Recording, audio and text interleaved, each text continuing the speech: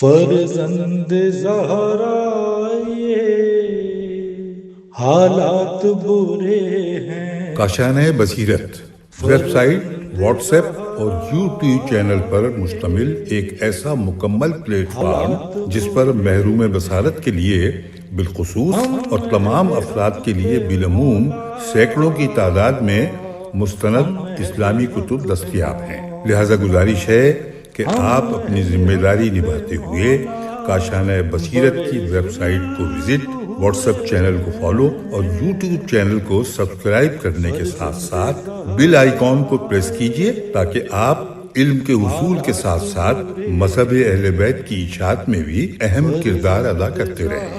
کاشانۂ بصیرت۔ حالات برے ہیں۔ السلام علیکم ورحمۃ اللہ وبرکاتہ۔ سامعین، آپ سماعت فرما رہے ہیں ندائے عدالت انسانی۔ مصنف ہیں جارج جرداق، مترجم ہیں علامہ سید محمد باقر نقوی صاحب۔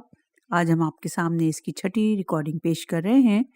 صفحہ نمبر 57 ہے۔ عنوان ہے علی علیہ السلام اور حقوق انسان۔ اپنے غیر کے بندے نہ بنو، در حالانکہ خداوند عالم نے تمہیں آزاد قرار دیا ہے۔ خبردار، ایسی چیزوں میں ترجیحی حقوق نہ چاہو جس میں تمام لوگ برابر کے حقدار ہیں۔ وہ گناہ جو ناقابل عفو ہے وہ بندوں کا ایک دوسرے پر ظلم کرنا ہے۔ میں مظلوم کا انصاف اس کے ظالم سے کر کے رہوں گا۔ بندگان خدا پر ظلم انتہائی برا ہے۔ دوسروں کے لیے بھی وہی پسند کرو جو اپنے لیے پسند کرتے ہو، اور دوسروں کے لیے بھی وہ نہ چاہو جو اپنے لیے نہیں چاہتے۔ بدبخت ترین رعایت وہ ہے جس کی وجہ سے اس کی رعیت مبتلائے بدبختی ہو۔ بدخلق کسی افسری کا سزاوار نہیں، اور جس کی ایذا رسانی کا تمہیں اندیشہ نہ ہو اسے بھائی بنانے کی کوشش کرو۔ اور یہ کلام ہے امام علی علیہ السلام کا۔ صفحہ نمبر 57 ہی ہے اور عنوان ہے دشوار آزمائش۔ امام علیہ السلام فرماتے ہیں، قسم بخدا، قبل اس کے کہ میرے خلاف گواہی دی جائے میں خود کا اعتراف کرتا ہوں، ہمارا معاملہ بہت سخت اور دشوار ہے۔ ہماری باتیں امانت دار سینے اور دور بین عقلیں ہی سمجھ سکتی ہیں۔ حضرت علی ابن ابی طالب نے انسانوں کے حقوق اور انسانی معاشرے کی نیک بختی کے لیے اسے مستحکم اور استوار اصول مقرر کیے اور ایسے نظریات پیش کیے جن کی جڑیں زمین کی گہرائیوں میں اور شاخیں آسمان پر پھیلی ہوئی ہیں۔ آج کل جتنے سماجی اور اجتماعی علوم مروج ہیں سبھی ان اصول و نظریات کے بڑی حد تک معید ہیں۔ ان جدید اجتماعی علوم کے چاہے جتنے نام رکھے جائیں اور خواہ کتنے ہی مختلف شکلوں میں پیش کیا جائے، سب کی غرض و غایت بس ایک اور فقط ایک ہے، اور وہ یہ ہے کہ انسانوں کو ظلم و زیادتی سے محفوظ رکھا جائے اور ایسے سماج کی تشکیل دی جائے جو انسان کے حقوق کی بہتر طریقے سے حفاظت کرے اور جس میں انسانی شرافت پوری طرح ملحوظ رہے، گفتار و کردار کی آزادی اس حد تک محفوظ ہو کہ دوسرے کو نقصان نہ پہنچے۔ حالات اور کیفیات روزگار سماجی اور اجتماعی علوم کی ایجاد میں بہت بڑا اثر رکھتے ہیں۔ یہ حالات اور کیفیات روزگار ہی ہیں جو ان اجتماعی علوم کو کبھی کسی صورت میں پیش کرتے ہیں اور کبھی کسی صورت میں۔ جب ہم گزشتہ زمانے کی تاریخ پڑھتے ہیں اور گوں نہ گوں واقعات پر نظر کرتے ہیں تو ہمیں معلوم ہوتا ہے کہ انسانوں کی دو جماعتیں اور دو مختلف افکار و نظریات میں ہمیشہ سے تصادم ہوتا چلا آ رہا ہے۔ ایک جماعت افتداد، مطلق العنانی، عوام کے حقوق کو غصب کرنے اور آزادی کو سلب کرنے کے در پہ رہی۔ دوسری انصاف کی خواہاں، جمہوریت کی دلدادہ اور عوام کے حقوق کی حفاظت اور آزادی کی طلبگار رہی۔ گزشتہ زمانے میں مفید انقلابی تحریکیں ہمیشہ مظلوموں کی طرف سے اٹھیں اور صلح جو ہمیشہ انہی میں پیدا ہو گئے تاکہ ظلم و زیادتی کا خاتمہ کریں اور عدل و انصاف کی بنیادوں پر حکومت قائم کریں جو عقل کے بھی موافق ہو اور سماج کے حالات اور کیفیت کے بھی مناسب ہو۔ علی ابن ابی طالب علیہ السلام حقوق انسانی کی تاریخ میں بہت بڑی منزلت اور شان رکھتے ہیں۔ ان کے نظریات اور افکار اسلام سے وابستہ اور پیوستہ تھے۔ ان کے نظریات اور افکار کا نقطہ مرکزی یہ تھا کہ افسادات کا خاتمہ ہو اور لوگوں کے درمیان طبقاتی تفاضل دور ہو جائے۔ جس شخص نے بھی علی علیہ السلام کو پہچانا اور انسانی برادری کے متعلق ان کے عقائد و نظریات کو سمجھا اور ان کے ارشادات سنے، وہ جانتا ہے کہ علی جفا پیشہ افراد کی گردنوں پر کھینچی ہوئی تلوار تھے۔ ان کی تمام تر توجہ عدل و انصاف کے قواعد استوار کرنے پر مرکوز تھی۔ ان کے افکار، ان کے آداب اور ان کی حکومت اور سیاست، سبھی چیزیں اس کے لیے وقف تھی۔ جہاں بھی کسی ظالم نے لوگوں کے حقوق پر دست درازی کی، کمزور اور ناتواں انسان کو حقیر اور ذلیل سمجھا اور ان کے فلاح و بہبود کو نظر انداز کیا اور ان کے ناتواں کندھوں پر اپنا بار ڈالا، علی علیہ السلام نے اس کے ساتھ سخت جنگ کی۔ امام کے ذہن کی پرورش ہی اس فکر کے ساتھ ہوئی کہ عدل و انصاف کی اس طرح ترویج ہو کہ انسانوں کے حقوق محفوظ رہیں، مساوات قائم ہو اور کسی طبقے کے لوگوں کو دوسرے طبقے کے افراد پر امتیاز اور تفوق نہ ہو، ہر شخص اپنا حق حاصل کرتا رہے۔ آپ کی آواز عدل عام کی ترویج کے لیے مسلسل بلند رہی اور آپ کا درہ اس کے لیے ہمیشہ سرگرم عمل رہا۔ آپ نے انسان کی قدر و قیمت اونچی کی اور اس کے بچاؤ کے لیے ہر لمحہ کمر بستہ رہے۔ آپ کی حکومت اس زمانے میں بہترین نمونہ رہی، ایسی حکومت کا جو عدل گستار، حقوق خلائق کی محافظ اور اپنے ہر وسیلے سے اپنے مقاصد کو پایہ تکمیل تک پہنچانے والی ہو۔ امام علیہ السلام کے ذہن میں ہر چیز سے زیادہ یہ حقیقت واضح تھی کہ آج کا سماج دھوکہ فریب اور نقصان کی بنیادوں پر قائم ہے۔ بہت ضروری ہے کہ اس کی اصلاح اور درستی کی جائے، اور آپ یہ بھی اچھی طرح جانتے تھے کہ کس طرح اور کتنی مدت اور عرصے میں اس معاشرے کو صحیح صورت میں لایا جا سکتا ہے۔ آپ کو یوں تو ہر قسم کی بھلائی کی فکریں رہتی اور آپ سبھی کو عمل میں لانے کی درپے رہتے، مگر جتنی فکر اس بات کی رہتی کہ لوگوں کی اصلاح کی جائے، انہیں سنوارا جائے، کسی بات کی نہ رہتی۔ اس امر کی کوشش و سعی میں کوئی چیز آپ کے لیے رکاوٹ نہ بن سکی۔ کینہ پرور اور بدخواہ افراد کی سازشیں اور متحدہ کوششیں بھی آپ کو اس کام سے نہ روک سکیں۔ آپ کے دل میں اس سے بڑھ کر اور کسی بات کی تمنا نہ تھی کہ کسی حق کو قائم کریں اور باطل کو نیست و نابود کریں، کہ کس طرح حق کو قائم کریں اور باطل کو نیست و نابود کر دیں، اور آپ سے بڑھ کر حق و باطل کی تمیز کرنے والا کون ہو سکتا ہے؟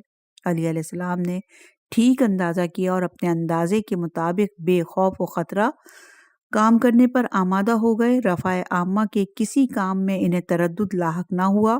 ہر ہی وقت کوئی نہ کوئی عامل یا والی رعایت پر ظلم کرتا، علی خاموش نہ بیٹھتے، نہ انہوں نے چشم پوشی کی۔ آپ نے جس کسی کو دیکھا کہ اس نے حکومت برحق کے مقابلے میں گروہ بندی کی ہے، اس کے ساتھ سستی نہیں برتی۔ اپنے مقاصد کو عملی جامہ پہنانے کی تدبیریں، دشمن تو دشمن، کبھی کبھی دوستوں کی مرضی کے بھی خلاف ہوتی، مگر آپ ان کی پرواہ نہیں کرتے۔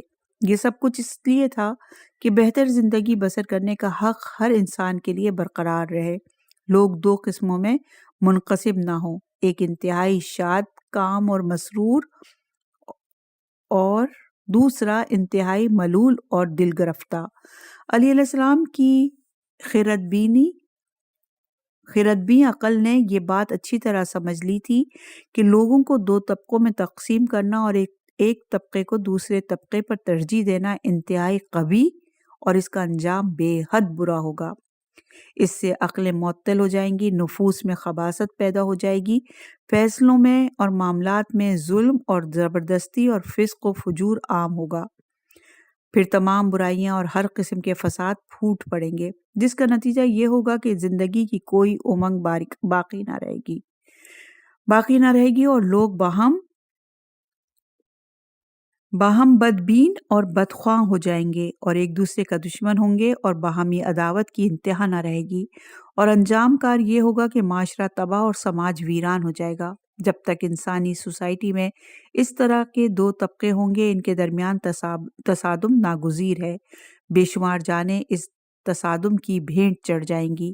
حضرت عثمان کی خلافت کے آخری زمانے میں ملک کے سرگردہ اکابرین کا یہ دستور ہو گیا تھا کہ اسلامی طریقوں کی اعلانیہ مخالفت کرتے، عوام کو ذلیل و رسوا اور ان کے ساتھ غلاموں جیسا برتاؤ کرتے، اور ان کے دل میں حاکم کی اتنی دہشت بیٹھاتے کہ کسی کو حاکم کے سامنے کھڑا ہونے کی ہمت نہ ہوتی، اور ان کی جانوں سے بھی اسی طرح کھیلتے جس طرح ان کے حقوق سے کھیلتے۔ وہ اپنی ذاتی منافعت کے لیے عوام کا خون تک بہانے سے دریغ نہ کرتے، اور کسی کی مجال نہ ہوتی کہ اپنا انتقام لے سکے۔ انہیں نہ رشوت لینے میں کوئی باک تھی، نہ دوسروں کے مال و متاع لوٹ لینے میں کوئی جھجک تھی۔ ان کی مسلسل کوششیں رہیں اور حالات اور آثار بھی اس کی آگاہی دے رہے تھے کہ ان کے ارادے کیا ہیں۔ وہ لوگوں کے خون سے اپنے ہاتھ رنگین، ان کے حقوق کو پامال اور ان کے عہود اور مواثق کو شکست اور ریغ کرنے والے ہو گئے تھے۔ یہ خلافت کو ملوکیت اور بادشاہت سے بدل دیں گے اور اسلامی جمہوریت کو شخصی مطلق العنانی اور فرد واحد کی آمریت سے تبدیل کر دیں گے۔ اس جماعت کے لوگوں کی حالت علی کی سخت منصفانہ روش اور اپنی ذاتی ہوا اور ہوس کے درمیان قمار بازوں جیسی تھی۔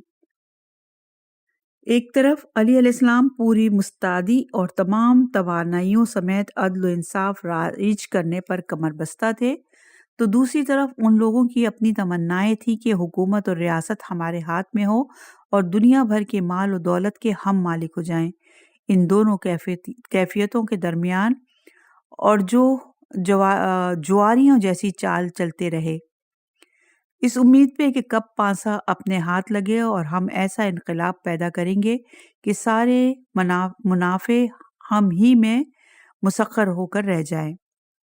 یہ تمام لوگ بدترین ہوا اور ہوس دل میں لیے طاق میں بیٹھے تھے کہ کب موقع ملے اور ہم اسلامی عدل و انصاف کا خاتمہ کر دیں اور سیاسی بت پرستیوں کو پھر سے زندہ اور استوار کریں۔ اس میں شک نہیں کہ علی ابن ابی طالب نے جو فرض اپنے ذمے لیا تھا وہ بہت ہی سخت و دشوار تھا۔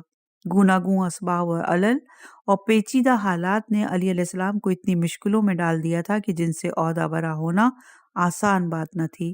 اس وقت کی تہوبالا دنیا، انقلابی کیفیت، دل سہما دینے والے واقعات اور علی علیہ السلام کی ذمہ داریاں اتنی سنگین اور عظیم کہ خلافت اور دین اسلام کی بقا انہی پر منحصر۔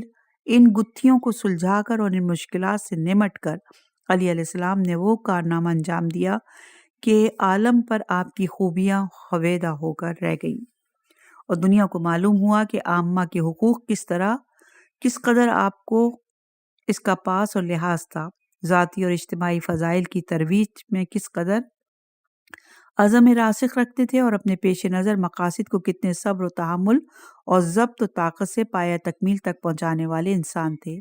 علی علیہ السلام کی زحمت اور صحبت ٹھیک پیغمبر خدا کی زحمت اور صحبت جیسی تھی۔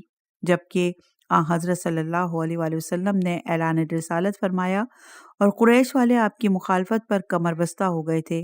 ایک طرف حق و انصاف تھا، عدل و مساوات تھا، دوسری طرف خیانت، نفع خواہی اور خود پرستی تھی۔ پیغمبر صلی اللہ علیہ وآلہ وسلم حق و انصاف اور عدل و مساوات کو رواج دینا چاہتے تھے اور قریش والے خیانت، نفع خواہی اور خود پرستی پر کمر بستہ تھے۔ علی ابن ابی طالب علیہ السلام کو بھی ایسی ہی زحمت و دشواری پیش ہوئی، مگر یہ زحمت و دشواری دوسروں کی نظر میں تھی۔ علی علیہ السلام تو ایسے تھے کہ بڑی سے بڑی زحمت اور سخت سے سخت دشواری بھی انہیں بال بھر اپنے مقصد سے منحرف نہیں کر سکتی تھی۔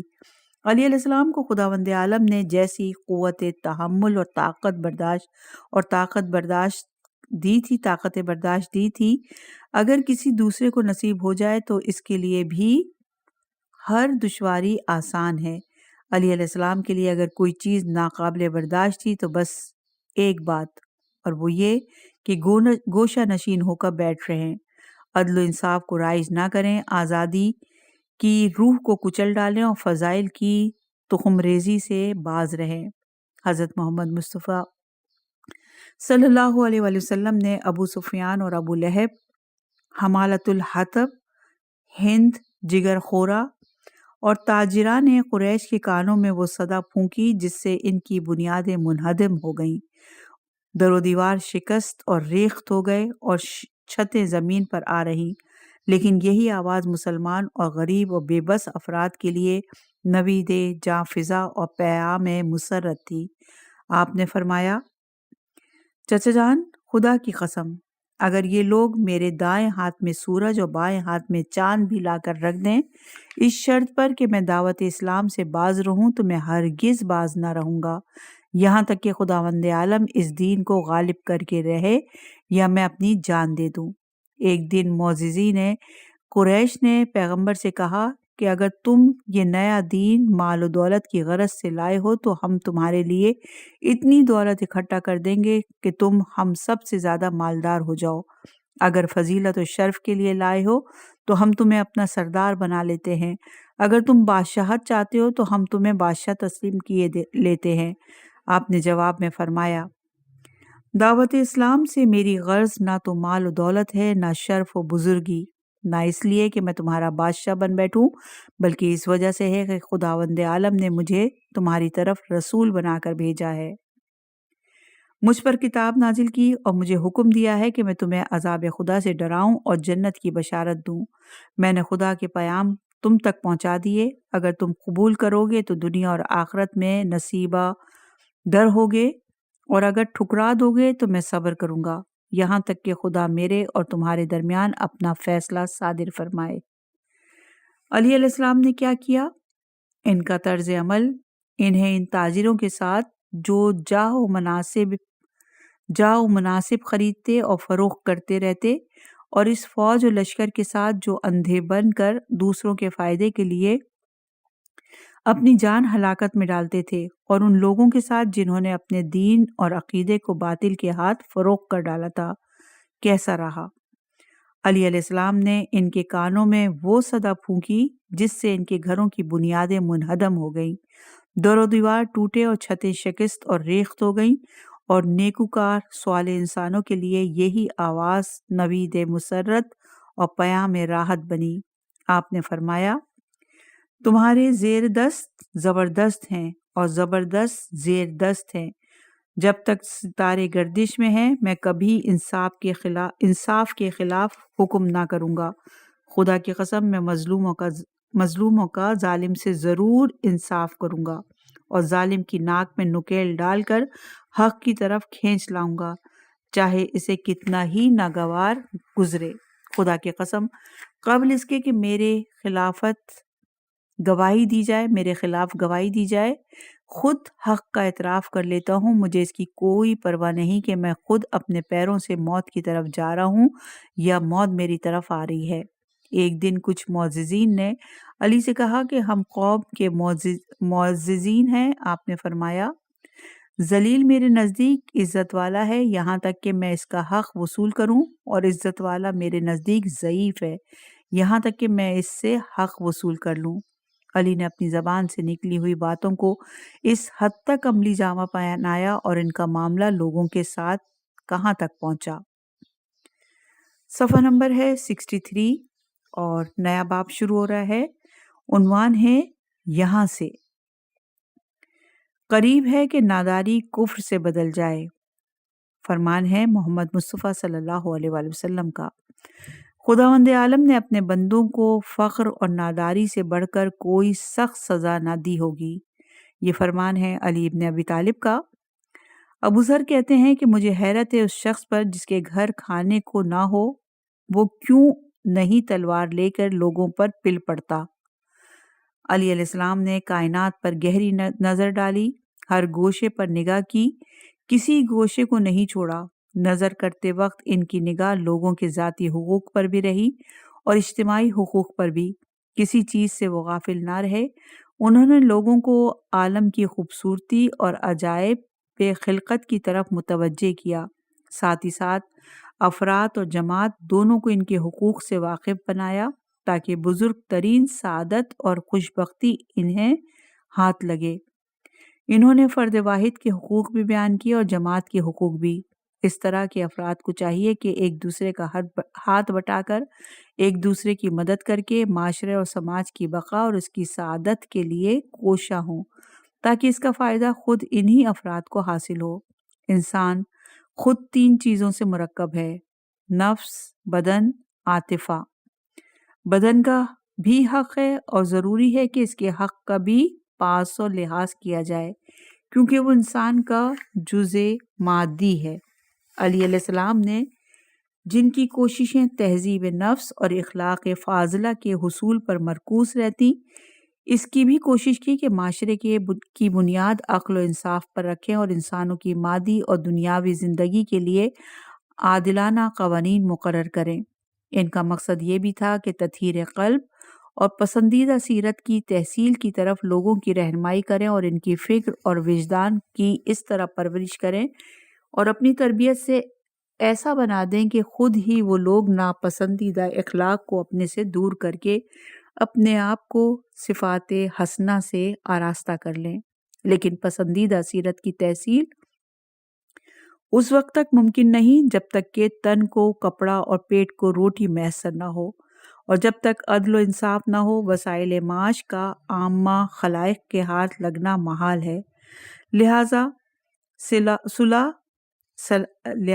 اصلاح اور درستی کی ابتدا اس طرح کرنا چاہیے کہ انسان کی زندگی کی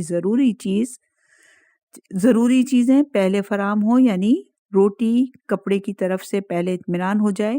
ان کی فراہمی کے بعد ہی تہذیب نفس اور شائستہ اخلاق کے حصول کی طرف لوگوں کا متوجہ ہونا ممکن ہوگا۔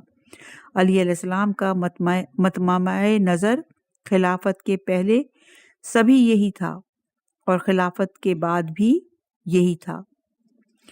وہ مزدور جو دن بھر کڑی مزدوری کر کے اور اسے اس کی محنت کے لحاظ سے مزدوری نہ ملے اور اس کی مزدوری مہاجن اور ساہوکار لے جائیں، بھلا ایسے مزدور کے لیے عالم کے خوشنما مناظر سے لطف اندوز ہونا اور قدرت حق کی نشانیوں پر نظر کرنا کہاں ممکن ہے؟ اسے تو خود اپنی زندگی بیکار معلوم ہوتی ہے۔ اس کے دل میں فضائل و مکارم کی طرف رغبت کیا پیدا ہوگی؟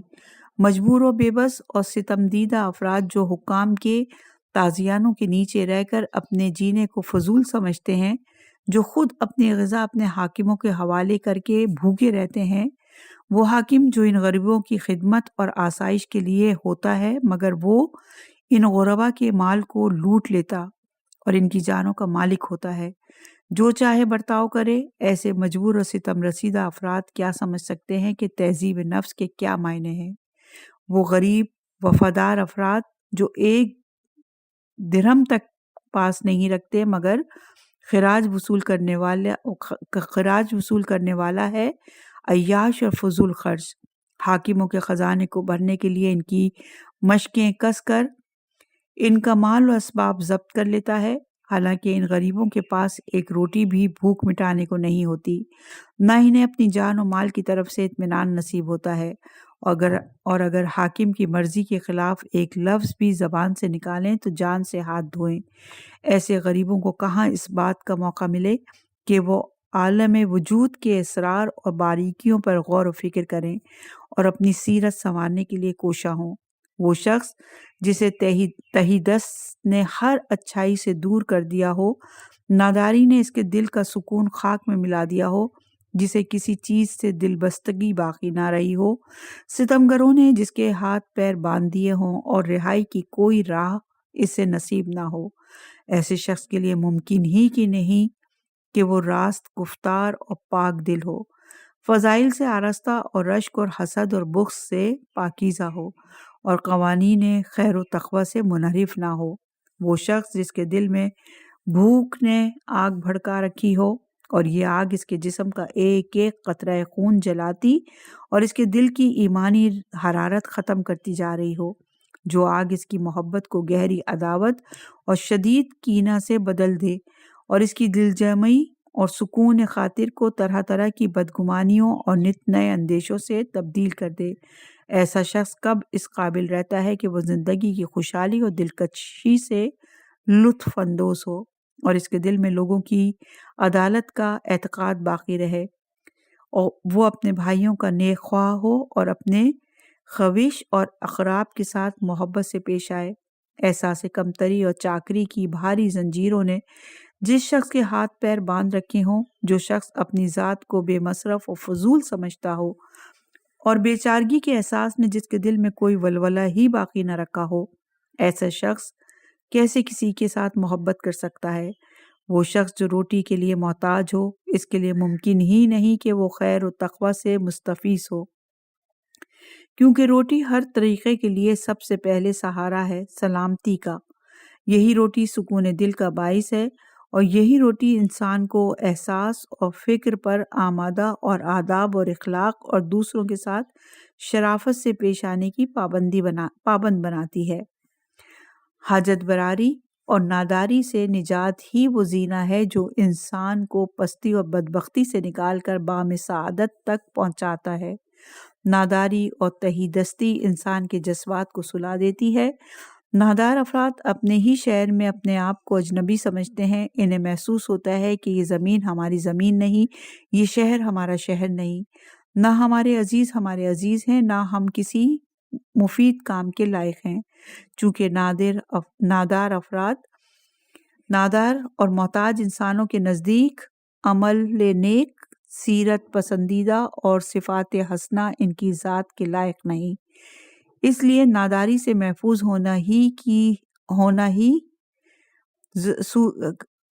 دوبارہ پڑھتے ہیں اس جملے کو۔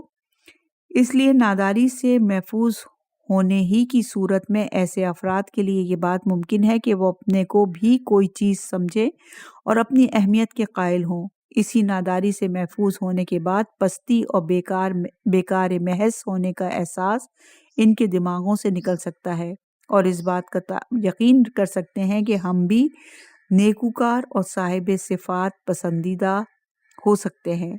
ایسی صورت میں ممکن ہے کہ حسد اور کینہ کے جذبات ان کے دلوں سے دور ہوں۔ وہ منافق تھے جو کہا کرتے تھے کہ لوگوں کے درمیان امن و امان قائم رہنے کی واحد صورت یہ ہے کہ لوگ دو طبقوں میں باقی رہیں، ایک وہ جو شکمسیر ہو اور دوسرے وہ جو بھوکے ہوں۔ شکمسیر کے لیے ضروری نہیں کہ زندگی کے تقاضوں کے آگے سر جھکائے، اور زندگی جو سب ہی جانداروں کے لیے بیداری ہے، نہ اس کے لیے یہ ضروری ہے کہ وہ اپنی حالت اور لوگوں کی حالت میں تبدیل اور تغیر کا خواہش مند ہو۔ پس جس نظم پر دنیا چلی آ رہی ہے اسی نظم پر چلتی رہے۔ اسی طرح منافقین کے نزدیک بھوکوں کا یہ حق بھی نہیں کہ وہ اپنا چھنا ہوا حق طلب کریں، نہ اس لقمے کے لیے واویلا کریں جو ان کے منہ سے چھین کر سرمایہ داروں کے دسترخوان کی زینت بنا دیا جائے۔ اگر کوئی بھوکا اپنا چھنا ہوا حق طلب کرے اور اس روٹی کے لیے جھگڑنے پر آمادہ ہو جو اس کی اولاد کے منہ سے چھین لی گئی ہو، تو وہ کافر اور فسادی ہے۔ اس نے امن کی زندگی بسر کرنے والوں کی راحت میں خلل ڈالا۔ یہ منافقین عیش و عشرت کے وسائل محفوظ رکھنے اور بھوکے اور ننگے لوگوں کو اپنا غلام بنانے رکھنے کے لیے نت نئے ڈھنگ سے کام لیتے تھے۔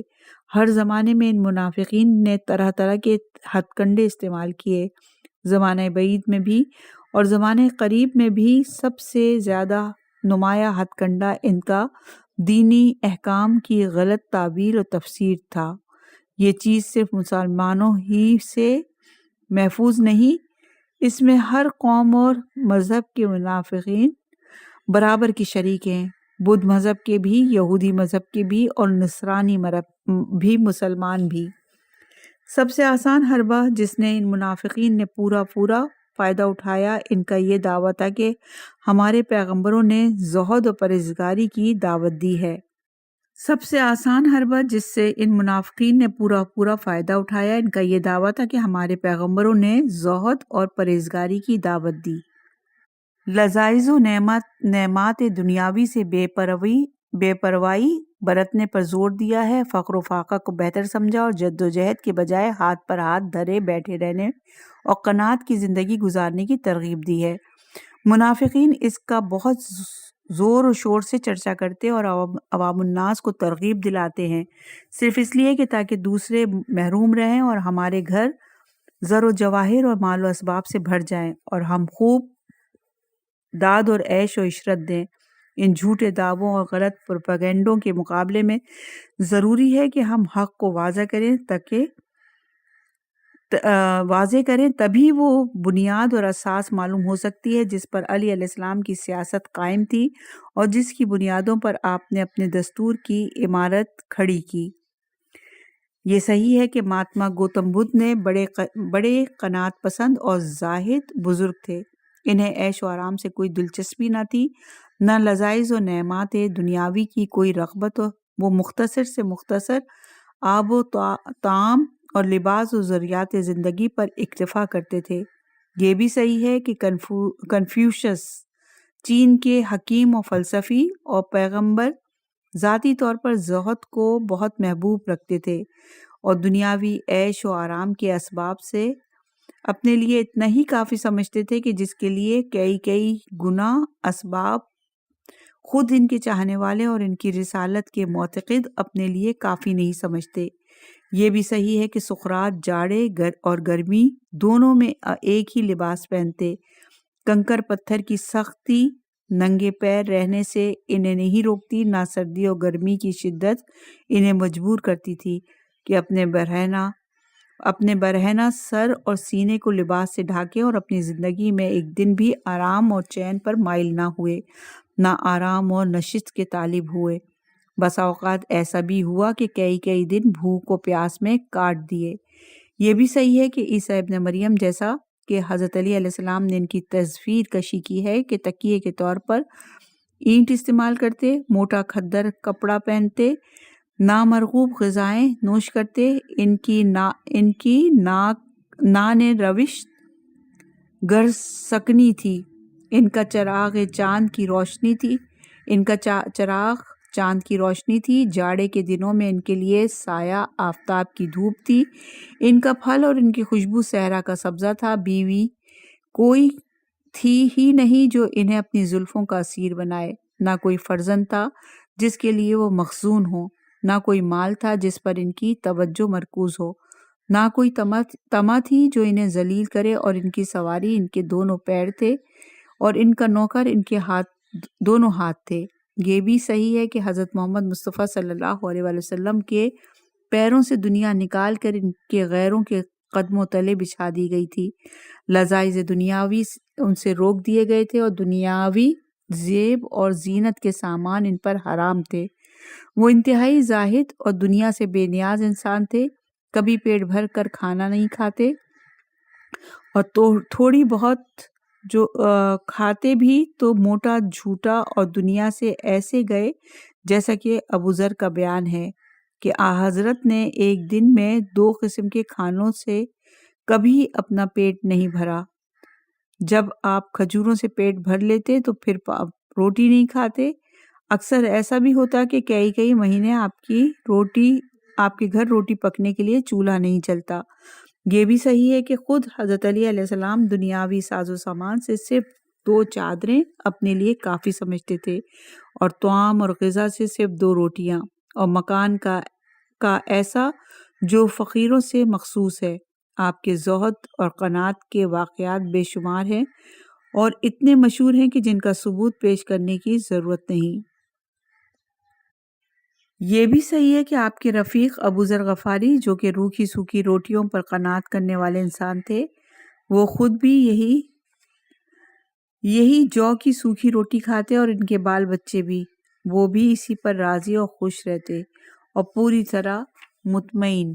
یہ تمام باتیں اپنی اپنی جگہ درست اور صحیح ہیں، مگر ان باتوں کے علاوہ ایک بات اور بھی ہے، اور وہ بات بھی اپنے مقام پر صحیح ہے، اور وہ یہ کہ آپ حضرات تعلیم و تربیت اور ہدایت خلق کے ذمہ دار تھے، رہبری اور رہنمائی کے بلند منصب پر فائز۔ اس منصب پر فائز ہونے کی وجہ سے اور اسی ذمہ داری کے احساس کی بنا پر وہ قلیل سے قلیل آب و غذا اور مختصر سے مختصر سامان معیشت کو اپنے لیے کافی سمجھتے تھے. زندگی اور اس کی لذتوں سے ان کے دل مطمئن اور آسودہ تھے، مگر ہر شخص ان کے لیے ایسا تو ہو نہیں سکتا. نہ وہ زحمتیں برداشت کر سکتا ہے جو وہ برداشت کرتے، اور نہ وہ روشنی کسی کے دل میں ہو سکتی ہے جو ان کے دل کو منور اور ان کے سرگرم عمل ہونے کا ولولہ پیدا کرے. پھر دوسروں کی فکر اور امت کی غمخواری کی وجہ سے انہیں اپنی غذا اور اپنے لباس اور اپنے عیش و آرام کی پرواہ بھی نہ ہوتی. اپنے کلام کو یہیں روکتے ہیں اور علی اور حقوق انسانی سے متعلق بیان ابھی جاری ہے. انشاءاللہ کہ اگلی ریکارڈنگ میں اسے آگے بڑھائیں گے.